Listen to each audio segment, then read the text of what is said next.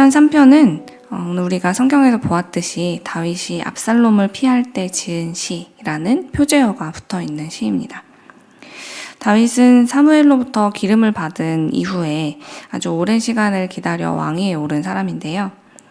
10년이 넘는 세월을 사울 왕에게 쫓겨다니며 광야에서 살았고, 그 기간 동안 그는 수없이 많은 죽음의 위협을 피하며 살아왔습니다. 그렇게 험난한 세월을 보내고 나서야 왕이 된 그는 유다에서 7년 3개월을 다스렸고, 이후 이스라엘까지 다스린 왕이 되었죠.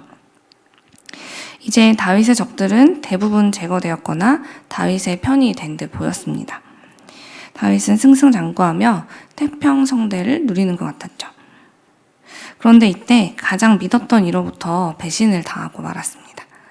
그것도 그의 아들인 압살롬, 그가 반역을 일으켰기 때문인데요. 전쟁마다 승리를 거두며 모든 백성들의 사랑을 한 몸에 받았던 다윗이 예상치도 못하게 하루아침에 예루살렘에서 쫓겨나고 말았습니다. 어제까지 그를 따르던 사람들이 적으로 돌아서는 일을 이렇게 순식간에 경험하게 된 것이죠. 다윗의 대적들은 때를 놓칠세라 오늘 말씀에서도 그를 조롱하고 저주했습니다. 저는 오늘 시편 3편의 말씀을 묵상하면서 이 한 절 한 절의 말씀이 자꾸만 마음에 남아서 다음 절로 쉽게 눈을 옮길 수가 없었는데요. 아마도 다윗에게 일어난 이 일들이, 다윗이 하나님을 향해 토로하고 있는 이 아픔들이 우리의 삶에도 비일비재하게 나타나기 때문이 아니었을까 생각해 봅니다. 우리는 살면서 가장 믿고 의지하던 사람으로부터 배신을 당하기도 하고, 또 어제까지 나를 응원해주던 이들이 하루아침에 나의 대적이 되는 그런 가슴 아픈 일을 경험할 때가 있습니다. 또한 원수들로부터 당신은 하나님께 구원받지 못한다 라는 조롱과 저주를 듣는 때도 오고, 세상 모두가 나를 오해하고 외면하는 것 같은 그런 지독한 고통과 외로움의 시간이 갑작스럽게 찾아오는 것을 경험하곤 합니다. 그럴 때는 내일이 찾아오는 것이 너무 두렵고 답답하기도 하죠. 도대체 하나님 앞에 무슨 기도를 해야 할지 마음이 꽉 막혀서 아무런 말도 나오지 않을 때, 이렇게 영혼의 어두운 밤이 우리에게 찾아올 때 우리는 어떻게 해야 할까요? 그 답을 다윗에게서 찾아보고자 합니다. 다윗은 앞이 전혀 보이지 않는 이러한 영적인 어둠의 길을 걸을 때 어떻게 행동했을까요? 그는 가장 먼저 하나님의 이름을 불렀습니다. 오늘의 1절 말씀을 보면 그는 먼저 여호와여 하고 주님의 이름을 부르는 것을 볼 수 있어요. 그리고 하나님 앞에 그의 모든 마음을 내려놓으면서 탄식하기 시작했습니다. 여러분의 생명의 삶을 보면 우리말 성경에 그의 감정이 고스란히 전해져 오는데요. 제가 잠시 1절과 2절을 우리말 성경으로 읽어드리겠습니다. 여호와여, 내게는 적들이 어찌 이리 많습니까? 나를 거스르고 맞서는 사람이 많습니다. 많은 사람들이 나를 두고 그는 하나님께 구원을 얻지 못한다 라고 말합니다. 다윗은 지금껏 하나님을 의지하며 살아온 사람이었습니다.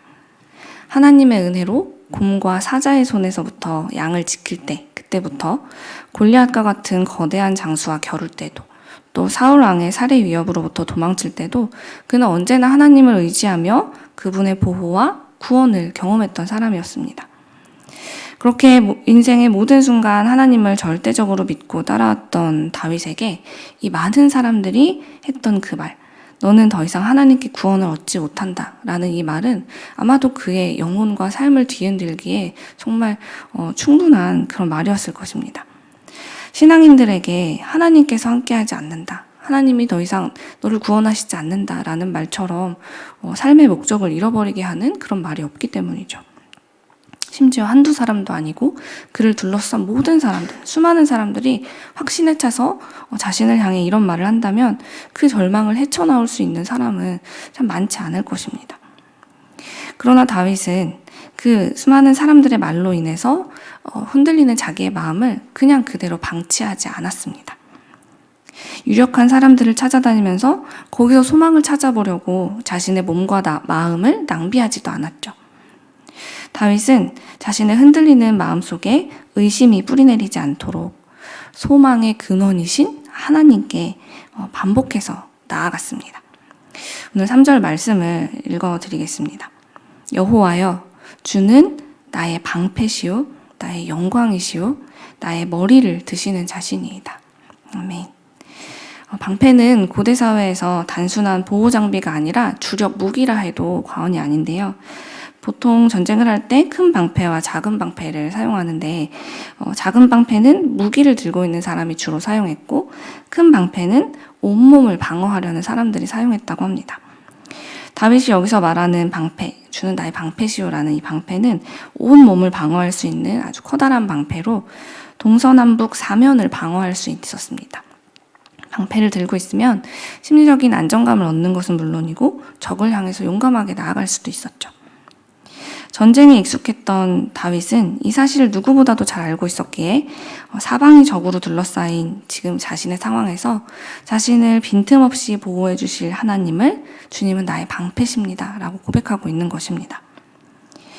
다윗은 대단한 믿음을 가진 사람이어서 저토록 어려운 상황에서도 이렇게 성숙한 고백을 하는 게 아닐까라고 우리가 쉽게 생각할 수 있는데요. 저는 그렇게 생각하지 않아요.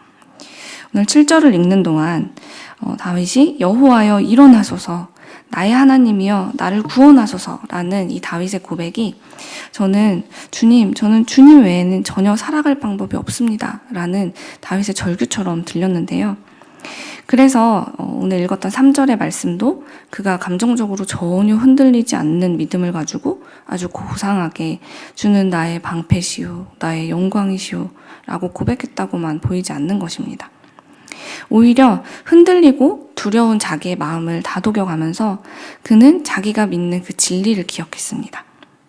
하나님께 부르짖으면 하나님께서 그의 성산에서 응답하신다.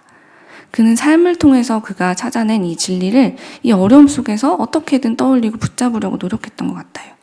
그래서 그것을 기억하면서 주님, 지금은 비록 정말 내 삶에서 전혀 하나님이 일하심이 보이지 않는 것 같지만 그럼에도 불구하고 나는 더욱 주님을 신뢰하려고 합니다. 지금껏 나의 방패가 되어주셨던 주님, 오늘도 나의 방패가 되어주시옵소서. 그렇게 그는 자신 안에 밀려드는 그 의심을 떨쳐내기 위해서 기도하고 내가 믿습니다 라고 선포하면서 더 큰 믿음의 자녀로 성장해가는 그 과정으로 저는 이 말씀이 제 마음에 다가왔던 것이죠. 다윗은 이렇게 환난 속에서 여호와의 이름을 부르고 그리고 자기 안에 있는 이 탄식을 쏟아내는 과정을 통해서 하나님은 나의 머리를 드시는 분이라는 고백에 이르게 되었을 겁니다. 머리를 드시는 분이라는 표현은 수치에 빠진 다윗의 명예를 주님은 회복하실 수 있는 분입니다 라는 고백일 것입니다. 신학자 폰라드는 기도하는 사람, 기도자는 하나님이 인간 존엄성을 회복시켜 주시는 것을 경험하게 된다라고 말했는데요. 다윗은 진정으로 그가 절망 속에서 주의 이름을 불렀을 때 하나님께서 그의 무너진 삶과 그의 자존감을 세워주신다는 것을 깊이 체험한 사람이었습니다.